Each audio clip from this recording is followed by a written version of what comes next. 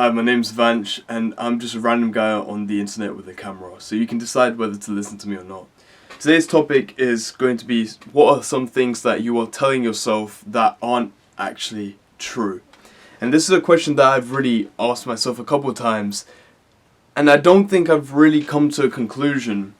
So, one thing I have realized about myself is that I speak to think. So hopefully during this video I can come to some insights and, go across what my strength is, where I'm just going to keep speaking about things that have come into my mind, and hopefully I can gain an insight about myself, and hopefully listen to me, you might be able to find an insight about you in some way. And if you do comment about it. So I find it interesting to listen about what other people's problems are, insights that they've had. Hopefully it can help me as well. Which is the main reason why I like reading so much. I'm going on to too much about myself, so let me see what my notes, I've written a couple notes just, so I can find some structure on what I'm talking about.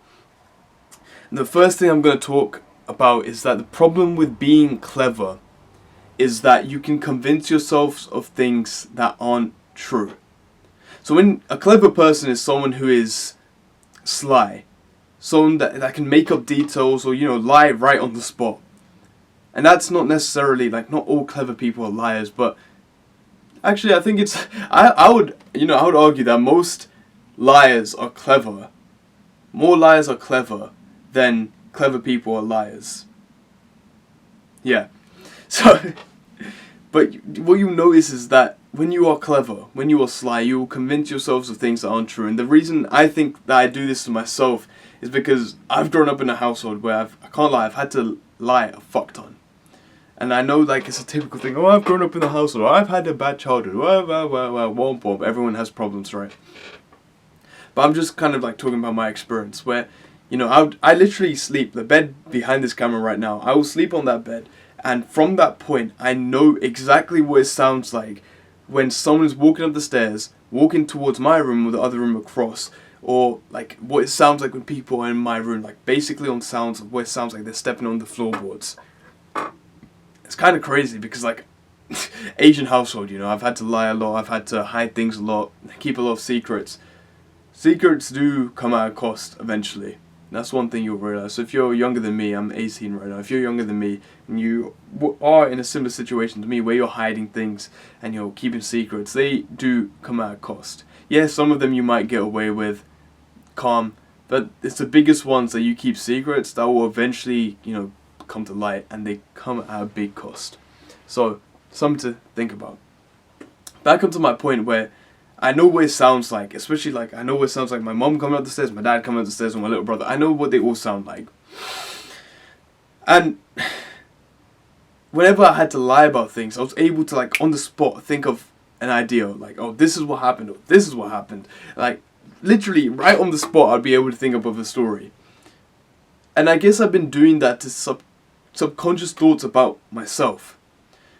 Where, right, I had this spark, right, this momentum, and this part of me which wasn't procrastinating, that was really hardworking, that was really motivated and disciplined to start doing the work. And I had this period for about 1 or 2 months. And I think I felt pretty great during those periods because I felt like I was doing something meaningful. And then once that spark got lost, which is now, at this period, completely honest to you, I've done fuck all improvement-wise. I've gone back to my old self. And I'm not proud of it. And I guess I'm trying to get back onto the fucking horse, and I'm trying to pull myself along. And it's not easy. It's not. I keep thinking about, right now, at this point, I keep thinking about the metrics, and I really don't want to. But it's oh, I'm speaking all this, and I'm giving some sort of storytelling, some sort of information. But the metrics on this video are going to be shit.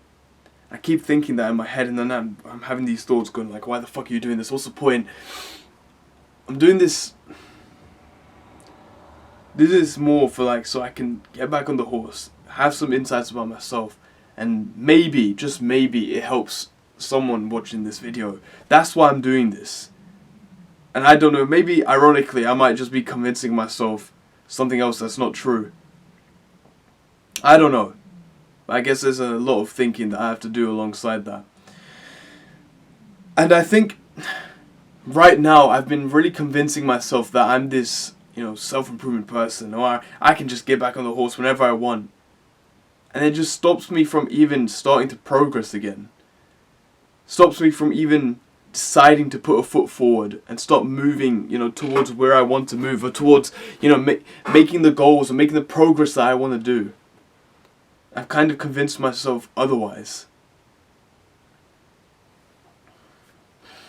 I mean,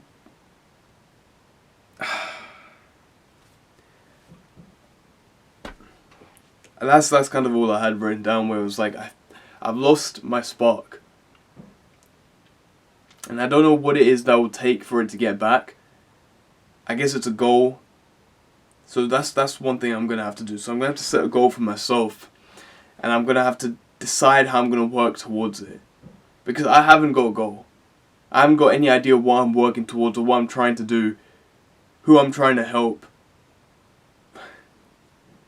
I'm just kind of stuck in this.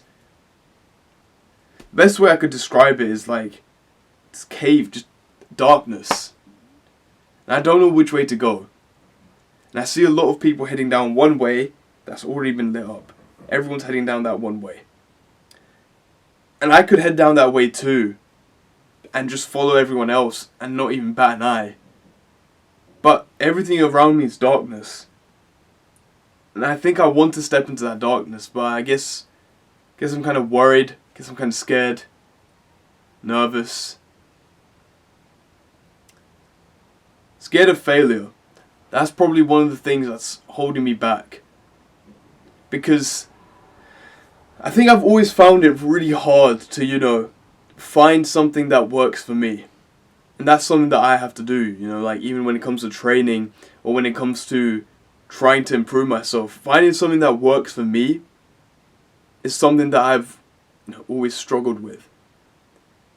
That's why I've always, used other people's programs for training, or used other people's sumo technique, or, read the books other people were reading, or did self-improvement the way that other people were saying.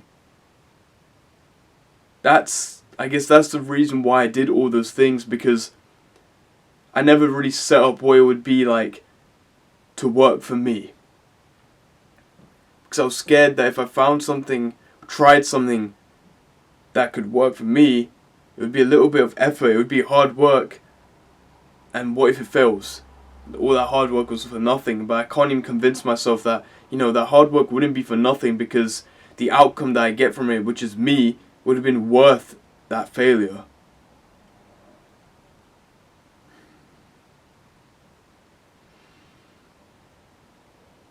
That's something that I really need to, think about. I haven't really given myself time to think recently, I've just kind of gotten up, spent my time not really doing much throughout the day. Like, I used to be so productive, and this was during like school time. I have so much time now, and I can't even find things to do. Can't even find things to be productive. Yeah, the idea is, for me, would be to start on the basics, to build that foundation again from rock bottom. Because I think I just kind of headbutted into things. And that can be useful at times, but when I'm in a rut like I am now, I'm going to have to slowly build up on top of that.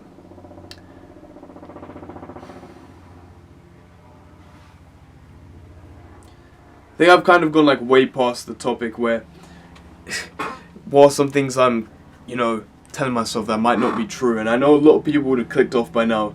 I'm kind of using this as my own therapy, where the fear of failure. I don't think blaming my childhood all the time for some of the mistakes I've been making is a good thing. But maybe that fear of failure has come from my childhood, where my parents used to beat me for not, getting the things right. Or I would be insulted, shouted at for, not doing, up a certain caliber. So I've always been scared to fail. Because there's always going to be my parents there who are like, no, don't do that, just do this. And when I try something new and it fails, it'll just be like, I told you so. Yeah, I think it's time to try some new things. I'm not exactly sure where to start. It's not about following what everyone else is doing, because I need to realize the work's going to be put back on me at some point. It's eventually going to be put back on me. There's like, I can watch these self-improvement videos, I can read these books, I can do etc, etc, etc. But no one's going to tell me the straight answer. I always ask myself, right, like when it was always about making money, or when it was about getting better on content on YouTube, or when it was about, making new friends, whatever I was reading, no one could give you a step-by-step, like, oh, I need to do this, this, and this. No one could tell you everything, right? No one could tell you everything that they did, because that worked for them. What sells is the general idea, and a lot of people can give you the general idea, but no one will tell you the specific things that push their product forward, that made them more money, that made them more successful, that made them more intelligent, that made them learn more. No one's going to tell that to you, because that was part of them. And I came with such hatred towards them, like, why didn't you just tell us? But it's understandable now, because they couldn't just tell us. Because if they did, it wouldn't work for us. Because it worked for them, because it was for them.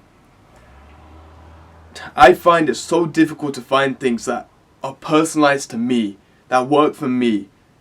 I've always been using other people's fashion styles, using other people's the way that they speak, or lingo, using other people's fucking content, the way they play video games, the video games they play, the people they hang around, whatever it was. I was always so used to using other people's things. Those are some things that I guess I was convincing myself that I was improving, but I was just a funnel of what other people already had. I think it's time to, find some things that are personalized, to really be true to me, that I've done, that I've worked on. Even though there may be the risk of failure, I've worked on it and I've moved forward. That's it, man. Thank you for listening.